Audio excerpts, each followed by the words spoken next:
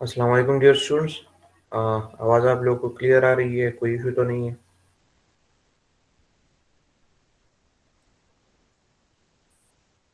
वालेकुम सलाम जी सर, आवाज़ क्लियर है।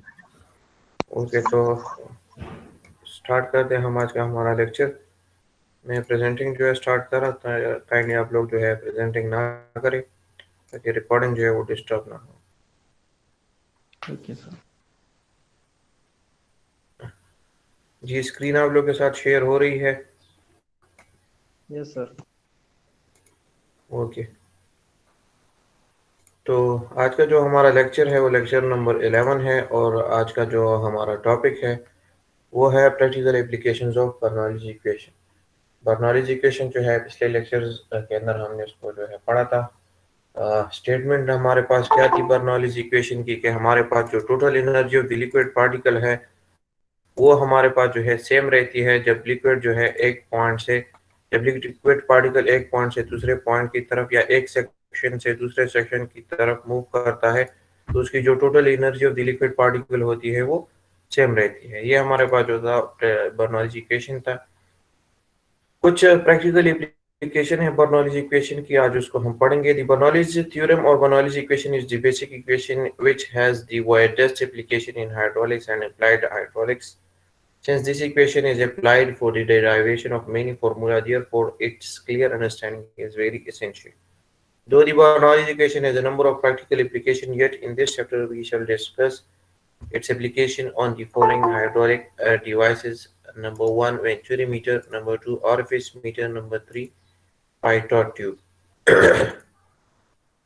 सो बर्नौली इक्वेशन हमारे पास जो है एक बहुत इम्पोर्टेंट इक्वेशन है, जिसको यूज करके हम बहुत सारे डिफरेंट फार्मूलाज और इक्वेशन जो है, एसेंशियल इक्वेशन जो है वो डिराइव करते हैं। और इसकी बहुत सारी जो है हाइड्रोलिक्स और अप्लाइड हाइड्रोलिक्स के अंदर इसकी बहुत सारी जो है एप्लीकेशन हमारे पास जो है मौजूद है। बहुत सारी बर्नौलीज इक्वेशन की बहुत सारी जो है प्रैक्टिकल एप्लीकेशन है, लेकिन according to subject point of view इस चैप्टर के अंदर हम जो है ये तीन एप्लीकेशन जो है उसके बारे में हम पढ़ेंगे, that is venturi meter, orifice meter और pitot tube. So first of all, what is venturi meter?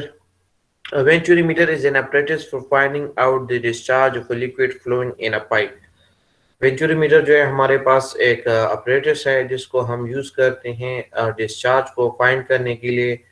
जब भी कोई लिक्विड जो है फ्लो करती है पाइप के अंदर, तो उसके डिस्चार्ज को फाइंड करने के लिए हम वेंचुरी मीटर जो है यूज करते हैं। A venturimeter in its simplest form consists of the following three parts. A venturimeter के हमारे पास जो है 3 पार्ट्स होते हैं, जिनको हम कहते हैं, पहला जो हमारे पास पार्ट है उसको हम कन्वर्जन कोण कहते हैं। ठीक है, फिगर में भी आप देख सकते हैं, ये आपके पास जो है कन्वर्जन कोण कहलाता है। सेकंड जो पार्ट है वो आपके पास जो है थ्रोट कहलाता है, और तीसरा जो पार्ट है वो आपके पास जो है डाइवर्जेंट कोण कहलाता है। सो कोई भी वेंचुरीमीटर हो तो वो इन 3 पार्ट्स के ऊपर जो है मुश्तमिल होता है।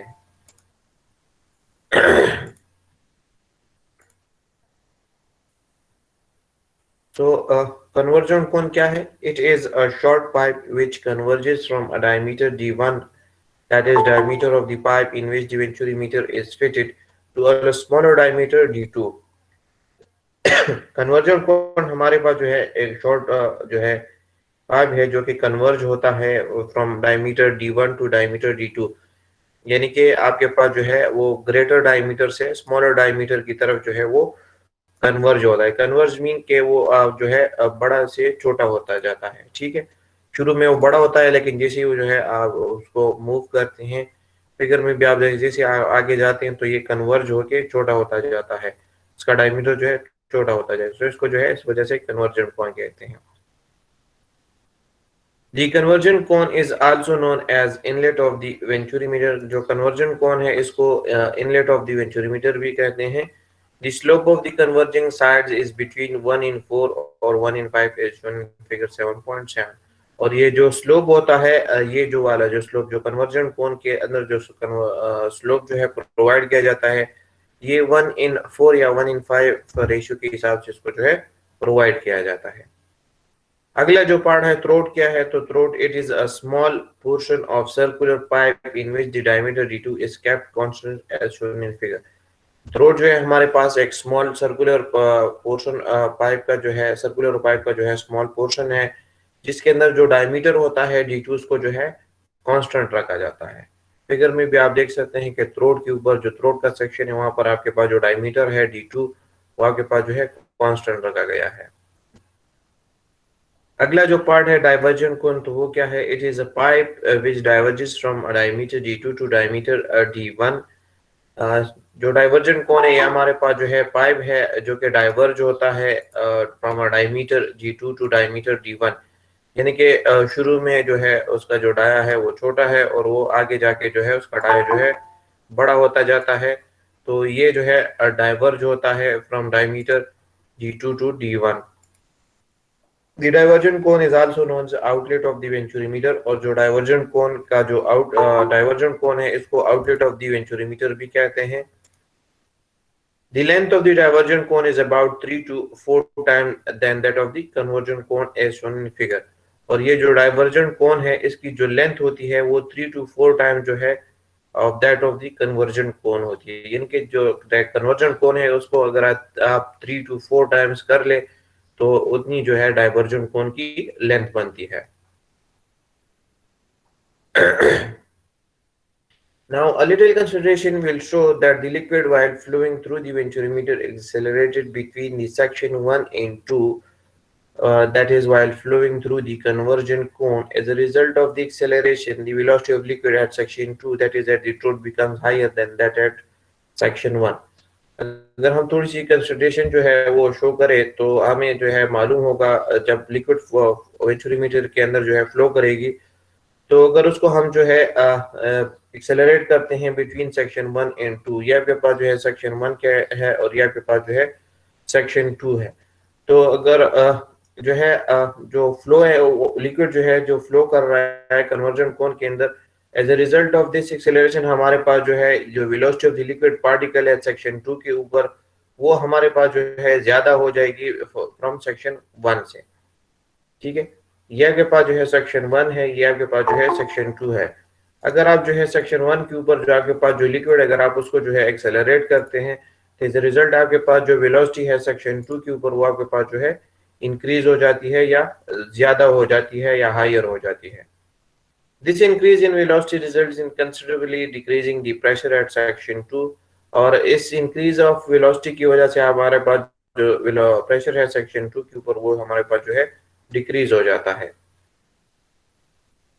If the pressure head at the throat fall below the separation head, which is 2.5 meter of water, then there will be a tendency of separation of the liquid flow। अगर आपके पास जो प्रेशर हेड है throat के ऊपर वो अगर जो है बिलो जो है 2.5 मीटर से जो है वो फॉल कर जाए तो इसको जो है सेपरेशन हेड कहते हैं। और इस पॉइंट के ऊपर आपके पास जो टेंडेंसी है सेपरेशन की वो आपके पास जो लिक्विड की जो फ्लो है वो जो है सेपरेशन उसकी टेंडेंसी जो है सेपरेशन की टेंडेंसी जो है उसके अंदर जो है आ जाती है। In other order to avoid the tendency of separation at throat, there is always a fixed ratio of the diameter of throat at the pipe। तो और इस टेंडेंसी ऑफ सेपरेशन को जो है रोकने के लिए थ्रोट के ऊपर जो है फिक्स रेशियो को हमेशा जो है रखा जाता है, यानी कि डायमीटर का जो रेशियो उसको जो है फिक्स रखा जाता है at the throat and the pipe. This ratio varies from 1 over 4 to 1 to 3 by 4, but the most suitable value is 1 over 3 to 1 by 2। और जो रेशियो है सुटेबल रेशियो है वो 1 over 4 से 3 over 4 तक रखा जाता है, लेकिन जो सुटेबल रेशियो है वो 1 over 3 से 1 over 2 तक जो है रखी जाती है। The liquid while flowing through the venturimeter is decelerated, that is retarded। और जो लिक्विड है जो फ्लो कर रही है थ्रू दी वेंचुरीमीटर उसको हम जो है डी एक्सेलरेट कर ले, ठीक है, या उसको जो है रिटार्ड कर ले between the section 2 and 3। Section 2 और 3 के दरमियान अगर हम उसको जो है रिटार्ड कर रहे हैं यानी इसको डिसेलरेट कर दे लिक्विड को, तो इस रिजल्ट हमारे पास जो वेलोसिटी ऑफ द लिक्विड है वो हमारे पास जो है डिक्रीज हो जाएगी और कंसिक्वेंटली हमारे पास जो प्रेशर है वो हमारे पास जो है इंक्रीज हो जाएगा।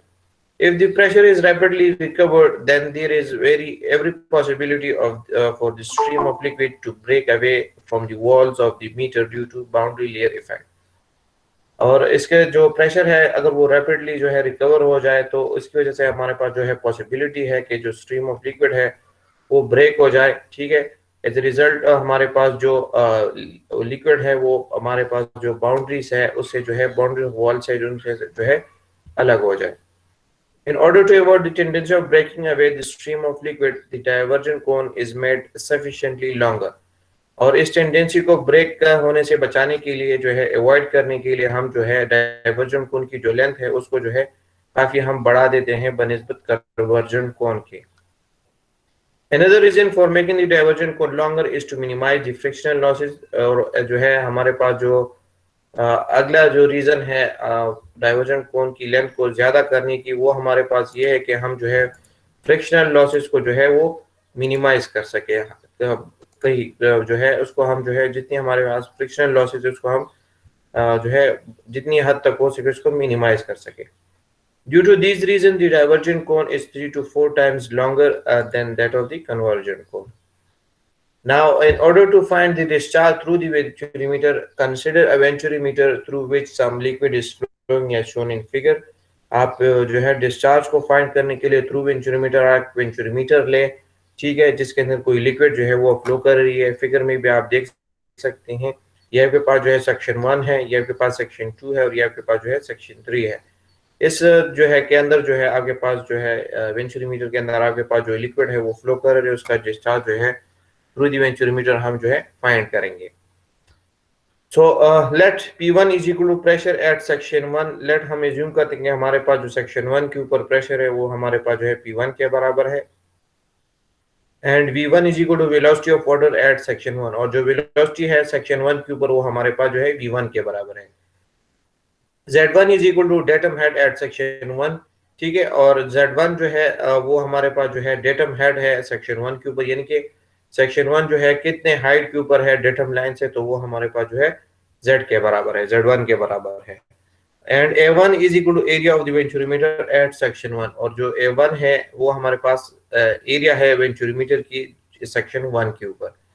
Similarly, P2, V2, Z2, A2 are the corresponding values at section 2। और जो सेक्शन 2 है उसके ऊपर हमारे पास जो प्रेशर है उसको हमने P2 से, वेलोसिटी को V2 से, डेटम हेड को Z2 से और एरिया को A2 से हमने जो है डिनोट किया है।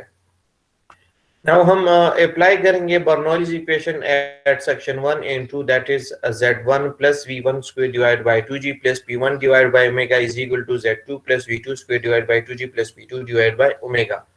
ये हमारे पास जो है बर्नौलीज इक्वेशन है, इसको हम अप्लाई करेंगे बिटवीन सेक्शन 1 एंड 2, क्योंकि अकॉर्डिंग टू बर्नौलीज इक्वेशन हमारे पास जो total energy of the liquid particle है वो हमारे पास जो है सेम रहती है between any two section when liquid particle flows from one section to another section। So now let us pass our datum line through the axis of the venturimeter as shown in figure 7.8। So Z1 is equal to 0 and Z2 is equal to 0।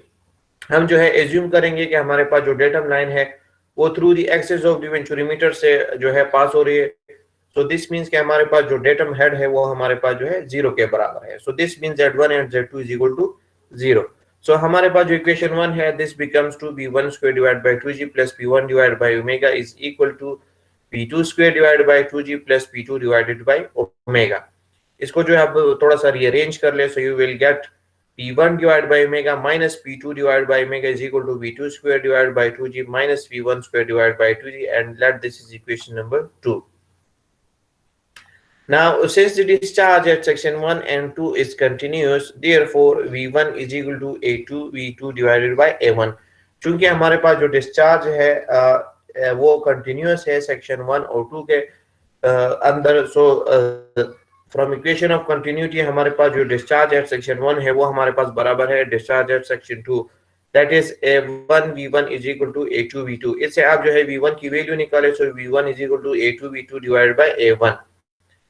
दोनों side के ऊपर आप जो है square ले ले, so V1 square is equal to A2 square V2 square divided by A1 square. Let this is equation number 3।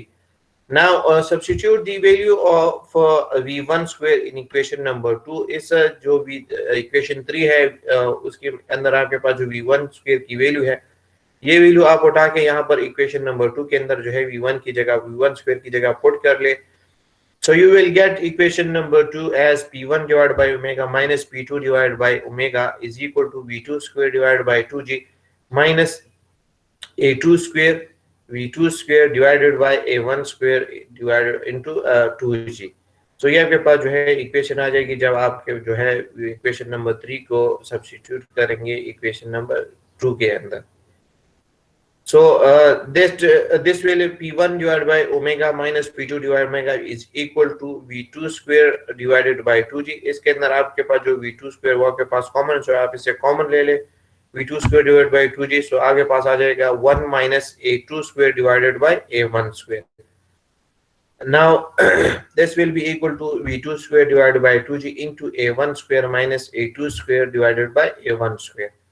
So ये आपके पास जो है वैल्यू आ गई P1 divided by omega minus P2 divided by omega के. Now we know that P1 divided by omega minus P2 divided by omega is the difference between the pressure head at section 1 and 2. हमारे पास जो difference of pressure head है वो हमारे पास बराबर है P1 divided by omega minus P2 divided by omega between section 1 and 2 के. Now when the pipe is horizontal, this difference represents the venturi head and is denoted by H. सो अगर आपके पास जो पाइप है अगर वो हॉरिजॉन्टल डायरेक्शन में है सो ये जो डिफरेंस ऑफ प्रेशर है between the two sections 1 and 2 ये हमारे पास रिप्रेजेंट करता है वेंचुरी हेड को और इसको हम जो है डिनोट करते हैं H से. So H is equal to P1 divide by omega minus P2 divide omega. इस उसकी जगह P1 divide by omega minus P2 divide omega की जगह आप जो है H वैल्यू पुट करें. So आपके पास जो ये वाला जो इक्वेशन है this becomes H is equal to V2 square divided by 2G into A1 square minus A2 square divided by A1 square. Now V2 square is equal to आप इसको जो है थोड़ा सा रीअरेंज कर लें, ठीक है. आप इसे से V2 square की वैल्यू निकालें. So V2 square is equal to 2GH into A1 square divided by A1 square minus A2 square. Both side के ऊपर आप जो है अंडर रूट ले लें. So V2 is equal to under the root 2GH into A1 divided by under the root A1 square minus A2 square. Now we know that the discharge through a venturimeter Q is equal to coefficient of venturimeter into Q2 into V2. So हमारे पास जो discharge है through a venturimeter हमें known है कि वो हमारे पास बराबर है Q is equal to coefficient of venturimeter into Q2 into V2. यानी कि आपके पास जो सॉरी ये Q2 नहीं ये A2 है. यानी कि आपके पास जो कोएफिशिएंट ऑफ वेंचुरीमीटर के साथ आप एरिया और वेलोसिटी को जब मल्टीप्लाई करेंगे सो you will get the total discharge through the venturimeter. तो यहाँ पर आपके पास जो है जो कोएफिशिएंट ऑफ वेंचुरीमीटर है वो आपके पास बराबर है C के. A2 अपनी जगह पे आ जाएगा, V2 अपनी जगह पे. V2 की वैल्यू आप जो है अगेन यहाँ से पुट कर ले. So you will get Q is equal to CA1 A2 divided by under the root A1 square minus A2 square into under the root 2GH. And this equation is used for finding the discharge through a venturimeter. Note है यहाँ पर आप जो है note कर ले अपने साथ कि the venturi head in the above equation has been taken in terms of the liquid head. ऊपर वाला जो इक्वेशन है इसके अंदर जो H है ये हम जो वेंचुरी हेड है वो हमारे पास जो है लिया गया है as a liquid head. But in actual practice this head is given as the mercury head. लेकिन एक्चुअल में ये हेड हमारे पास जो है mercury head होता है. in case such a case the mercury head should be converted into the liquid. so ऐसे केस के अंदर आपने जो है जो mercury head है उसको आपने जो है कन्वर्ट करना है liquid head के अंदर. if the given liquid is water the mercury head can be converted into water head by multiplying the mercury head by the specific gravity of mercury minus the specific gravity of water. सो अगर आपके पास जो given liquid जो है अगर आपके पास water है सो उस केस के अंदर मर्करी हेड को कन्वर्ट करने के लिए वाटर हेड के अंदर आपने जो है मल्टीप्लाई करना है मर्करी हेड को स्पेसिफिक ग्रेविटी ऑफ मर्करी से और उसको जो है आपने जो है माइनस करना है स्पेसिफिक ग्रेविटी ऑफ वाटर से. सो आपके पास जो है आ जाएगा 13.6 minus 1 is equal to 12.6. Also sometimes an oil is being discharged through the venturimeter. In such a case, the venturi head should be taken in terms of oil head. बाज़ औक़ात जो है आपने जो है ऑयल जो है वेंचुरीमीटर से फ्लो कर रहा होता है. सो उस केस के अंदर आपने जो ऑयल का डिस्चार्ज अगर आप फाइंड करते हैं तो उस केस के अंदर आपके पास जो वेंचुरी हेड है वो आपके पास जो है ऑयल हेड के बराबर होगा. तो उस केस के अंदर आप अगर जो है वेंचुरी हेड जो है वो फाइंड करना चाहते तो उस केस के अंदर आपके पास जो एच है वो आपके पास बराबर होगा 13.6 minus omega divided by omega into head of mercury. यानी कि आपके पास जो यूनिट वेट ऑफ ऑयल है, आपने जो है स्पेसिफिक ग्रेविटी ऑफ मर्करी से यूनिट वेट ऑफ ऑयल जो है वो माइनस करना है और उसको जो है डिवाइड करना है यूनिट वेट ऑफ ऑयल से, साथ ही साथ उसको आपने जो है मल्टीप्लाई करना है हेड ऑफ मर्करी से। So in this way you will get the venturi head. यहाँ पर आपके पास जो 13.6 है आपके पास स्पेसिफिक ग्रेविटी ऑफ मर्करी है और ओमेगा आपके पास specific weight of the oil है। सो इस तरीके से आपने जो है एच की वैल्यू जो है वो आपने जो है फाइंड करनी है। यहाँ पर आपका आज का जो लेक्चर है वो कंप्लीट हो गया है। अगर किसी का कोई क्वेश्चन है तो काइंडली पूछिए।